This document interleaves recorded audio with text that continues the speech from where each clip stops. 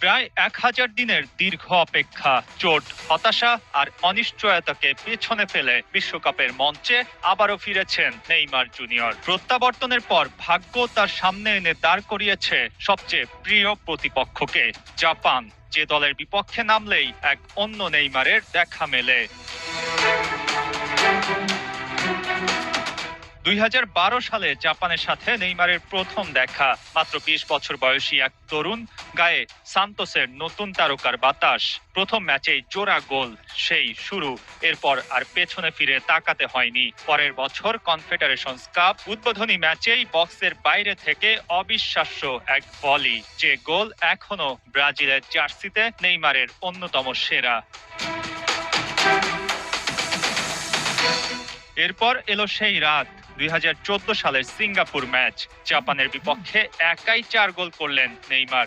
ডিফেন্ডাররা অসহায়, গোলকিপার পুরোপুরি দিশেহারা, আর নেইমার ফুটবলটা নিজের ইচ্ছা মতো খেলছিলেন। একটা ফ্রি কিক পোস্টে না লাগলে গোল হতে পারত ৫টি।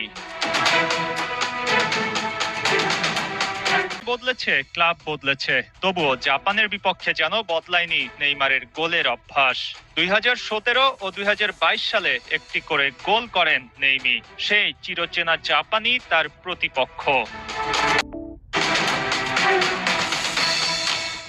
এবার ষষ্ঠবারের মতো জাপানের সামনে নেইমার ৯ গোল থেকে আরেকটু বাড়িয়ে নেয়ার পালা। আগের ম্যাচে স্কটল্যান্ডের বিপক্ষে মাঠে নামলেন, মাত্র ১৪ মিনিট খেললেও ভক্তরা বড় আশা বুনছে, জাপান ম্যাচে থাকবেন তো তাদের প্রিয় সুপারস্টার।